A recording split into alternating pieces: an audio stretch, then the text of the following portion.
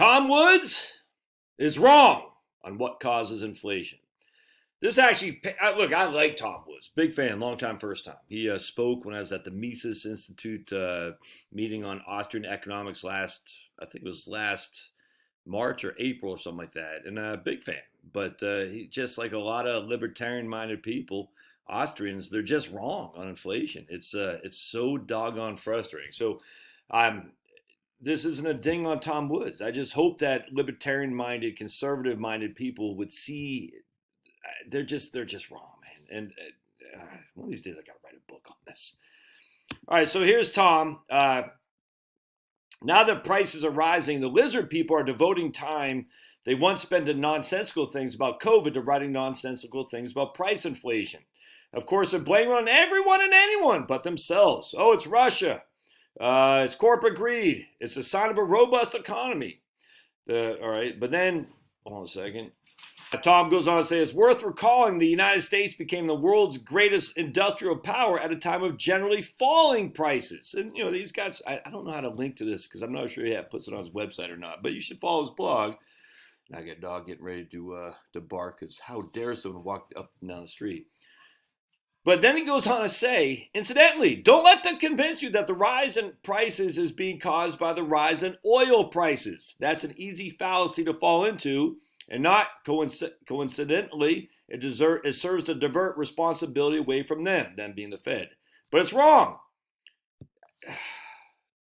This is basically bordering on infantile, what he says next. It's so frustrating. People have only so much disposable income. If prices at the gas pump go up, people don't suddenly have extra money to pay those higher prices and also keep up with the rest of their usual consumption. Something has to give. If they continue to buy as much gas as before, then they have less money now to spend on other things, and that puts a downward pressure on prices. The only way for all prices to rise, therefore, is for there to be an increase in the supply of money that to keep those prices high simultaneously. So the problem is caused by the Fed, period, Tom says. No other alleged cause makes any sense.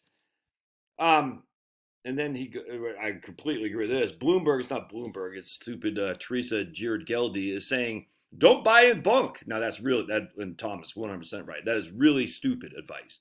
If you expect inflation to continue, of course you want to buy in bunk to lock in today's prices. Idiotic. But I agree, not Tom's not idiotic there, but Teresa Giorgeldi, again, she's an advisor. Oh my goodness. Corporate entities. Oh. We are not dealing with the brightest bulbs in our country who are leading us. All right, but again, the present problem is caused by the Fed, period. No other alleged cause makes sense. Yes, it does.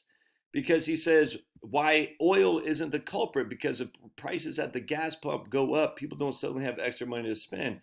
But Tom, oil isn't just synonymous with prices on your gas engine, your ICE. I'm sitting there, I'm amazed at how idiotic this is. I don't know how else to put it. Let's take a look. And Tom's got to know this. Here's some that was the EIA, this energy.gov. Products made from oil and natural gas. When you think about oil, there's probably one thing that immediately comes to your mind. Motor oil for your car and lawnmower. And when you hear about natural gas, you may think heating your home, cooking, or even electric power generation.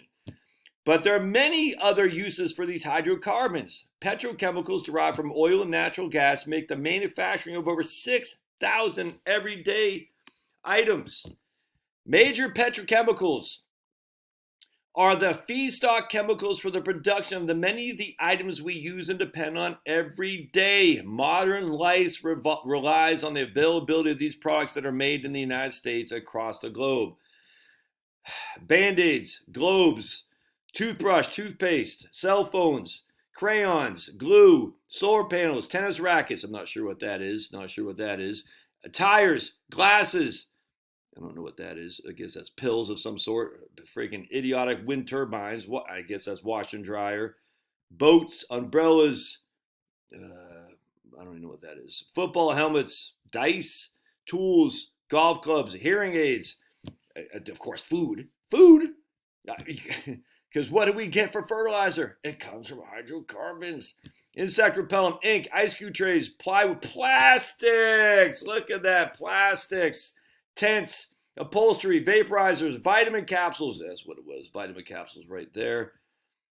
Fishing boots, car battery cases, candles, cameras, boats, beach umbrellas, bandages, ballpoint pens, balloons, backpacks, awnings, aspirin, asphalt, artificial turf, artificial limbs, antiseptics, antihistamines, antifreeze, ammonia, air mattresses, adhesives, coffee makers, clothing, clotheslines, clothes, cell phones, glycerin, whatever that, guitar strings, hair coloring, hand lotion, perfumes, parachutes, pantyhose, pajamas, paint rollers, packaging, oil filters, nylon ropes, sports cars, body, spacesuit, solvents, swimming pools, telephones, soft contact lenses. And this doesn't even talk about the food, how much the food is relying, roofing, rubber cement, just. Nitrogen fertilizer is produced from blending hydrogen with natural gas. Nitrogen from the air as well as the hydrogen from nature are the primary components of oxygen. The carbon dioxide, ammonia, and urea help to form the compound.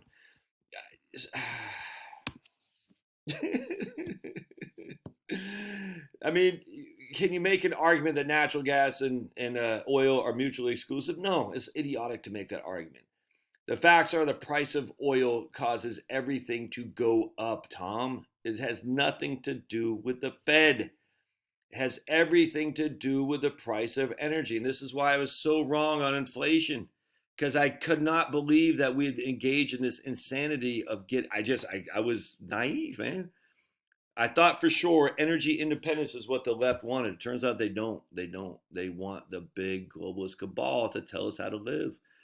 They want the pain, because the pain means we have that. It's just like Rahm Emanuel, never let a good crisis go to waste.